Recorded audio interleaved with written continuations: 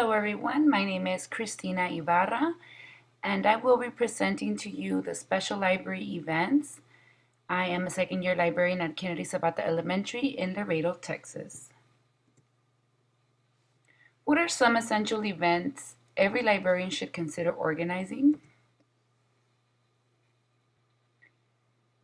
Like I said, this is my second year, and this year I decided to do a parade, a book float parade.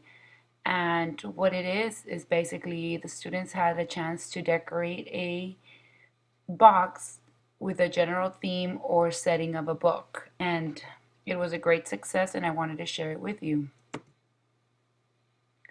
What are the benefits of this book parade? It promotes literacy, it gets students engaged, parents get involved, it develops a passion and excitement for reading, and of course, kids had fun doing the project. This is one example, the Three Little Pigs. What is Build a Parade Float?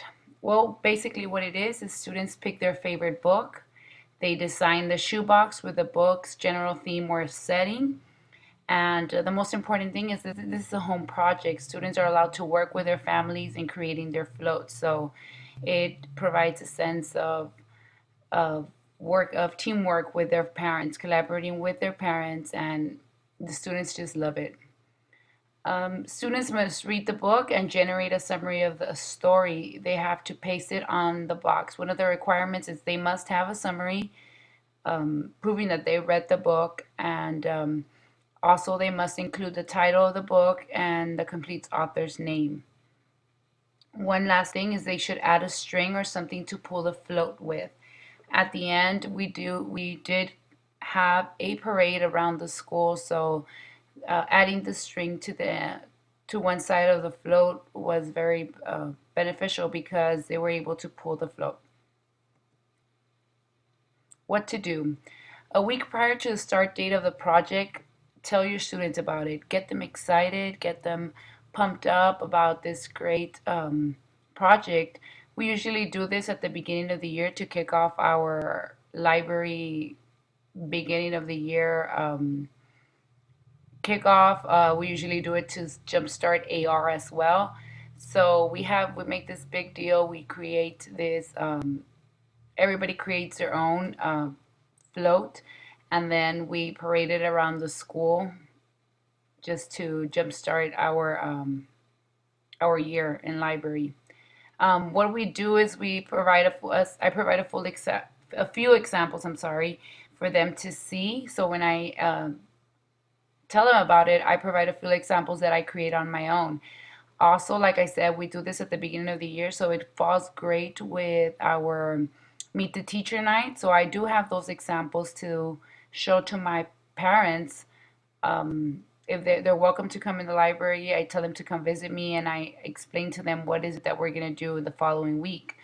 And they get to ask questions and they get to just see firsthand what the float examples of the float. Another thing that I do is pass out flyers with steps for parents with a deadline to turn in the float. So I give them just step by steps on how to create the float. Plus, I give them the deadline. I also locate a large place to showcase the floats. I have a school with 500 students, and most of my students participate. So I'm surrounded by about 350 floats. So I do need a large area. Usually it's the gymnasium where I go ahead and set them up. I also organize and set a date for the parade, and I invite parents to view the parade, so I send flyers to remind them. And basically, it's just a day to just have fun and just promote reading. These are just a few examples that some of the students created.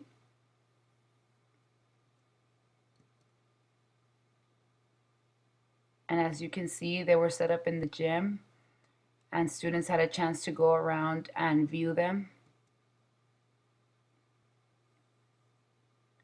And this is us in our parade as we walk around school. And parents just get the opportunity to come and stand by around throughout the hallways and take pictures of their students with their floats. Book fairs. This is another thing that is always a big deal in our campuses, and it is very beneficial. What are some of the benefits of hosting a book fair? Well, book fairs provide easy access to a wide assortment of books. They give kids a choice in what inspires them to read. Um, Most of the kids come in here, and as soon as we have book fairs, they just are drawn to those books, different genres, different um, picture books, and they just are so attracted to them, and it gets them to read. So it's a great way. Also, book fairs involve families, and this demonstrates to them the importance of reading. Parents come in, the students are engaged with their parents, and it's just a great way to involve the families as well. We build classroom and school libraries. Of course, we raise funds. This is one of the few ways we get to fundraise. So, of course, it's very beneficial when we have a great turnout in these events. And it is also an opportunity to connect kids with books. I work in a very low socioeconomic area, and most of our kids never have the opportunity to drive or for their parents to take them to a bookstore. And just having the book fair is very beneficial because the students get to connect with books right at their school. So what to do next? Well, before the fair, decide which book fair provider you will use. Call them and express your interests and needs for your library.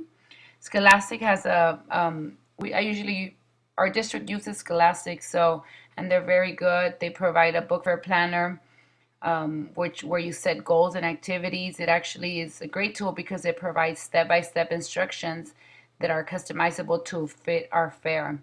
So we continue with, after that, I confirm the dates with administration. It's always very important to schedule dates that are going to be convenient to you and you have no events scheduled in that day. A fellow librarian told me that she accidentally scheduled during STAR testing, and it was just libraries were closed, so it wasn't a great turnout. So it's very important that we pay attention and confirm our dates with our administration. Reserve a fair location. Make sure that there's a lot of room, um, and a lot of room for browsing and checkout areas. Plan with your book fair representative. Confirm your needs and discuss planned activities. Register for workshops and preview catalog. Get principal involved. Confirm your goals with your principal and plan to get them involved. Gather book fair volunteers and discuss expectations. This is very important that you do get trustworthy and honest volunteers with a positive attitude. Remember that they will be dealing with customers and with money, so we have to be very, very vigilant in this area. Have a schedule for classes to visit and browse the book fair. Customize your online book fair page online and make sure you post it to your school website. Decide reading activities, book talks, reading clubs, or reading challenges that you may have during this time to promote the book fair. Notify teachers and staff of fair dates. Inform them of the teacher sneak peek preview that is scheduled for them. Teachers are a great way to promote the book fair. Make sure that you let them know exactly when it is so they can go ahead and let their students know and just make a big deal about it. And which leads me to my next one. It's advertise the book fair. It's very important that we do advertise our book fair because that's going to help us a lot in the success of it. So pass out flyers, create and post posters around the school, announce it every morning and afternoon during the announcements. Um, Especially Scholastics, they give you a great amount of posters and everything you need to really advertise your book fair. Also, start decorating to the theme of the book fair. Now, the book fair is here now, so now what? Show the author DVD that is provided to you. Inform the students about any contests that will take place to promote the book fair. Make sure that you have rewards for your students in that case that you do want to have a special contest going on. One thing that has worked for me a lot has been the wish list, especially with the little kids. They come and they they're eager to get a new book, and we go ahead and make a wish list, and they go home with that wish list, and guess what? It works. The next day they come back with their money. So it is great to have wish lists. And don't forget to promote the book fair, have a positive attitude, and thank everyone for their continued support. Remember that this is a team effort, and without everyone, it couldn't have been possible. So always have a great attitude about it. Author's visit. What are the benefits of author's visit? This is something that is also very instructional and beneficial to have in our libraries. Um, what are the benefits? We are able to see that authors are real people. Students can connect with them. We become personally connected to the author and their publications. We gain an appreciation for the hard work and effort required to be a writer. We're inspired and motivated to read and write. And we build upon and expand students' knowledge of specific topics. Preparation is key. This is very important. We have to prepare before. Does the author you're planning to bring appeal to students across grade levels? It's very important that um, we know that they are going to target our audience, that they're going to target our specific grade levels, let's say pre-kinder to fifth. If it doesn't target all our grade levels, well, maybe it's not a good idea to bring that specific author. Will there be connection between the author's work and the curriculum? Of course, we don't want to spend so much money on this author and then it have no connection to our curriculum. Can we afford the author? That's always a biggie because of budgets, but there's great ways to fund them, whether it's by grants or fundraisers. Have I heard him speak before? Is he well recommended? We have to make sure that he is or she is somebody that is going to be worth it to the students. Author visit suggested timelines: 12 to 18 months before. Meet with your administrators and discuss a budget. Search for an author that suits your needs and expectations. 8 to 10 months before, get dates and contract. Order books for the collection. If you don't have them, go ahead and order them. 6 to 8 months before, make accommodations for the author, for example, the flight, the hotel, dinners, etc. 4 to 6 months before, pull a team together that will help you execute the author's visit as smooth as possible.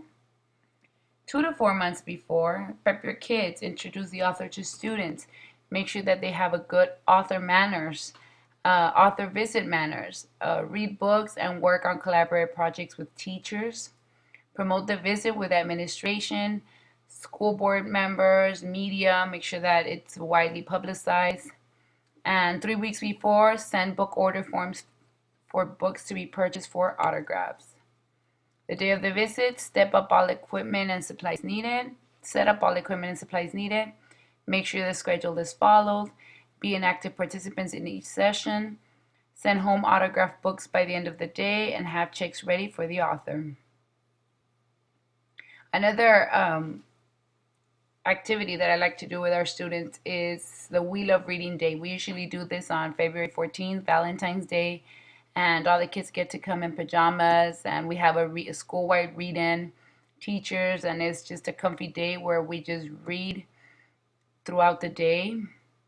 And as you can see, we have students here all in their PJs, and they're enjoying a great book. These were just a few of the many library events that we can have in our libraries. And this is my bibliography that I used. We know that we need to continue doing advocating for great reading success, and these are a few ways to do it. Thank you so much.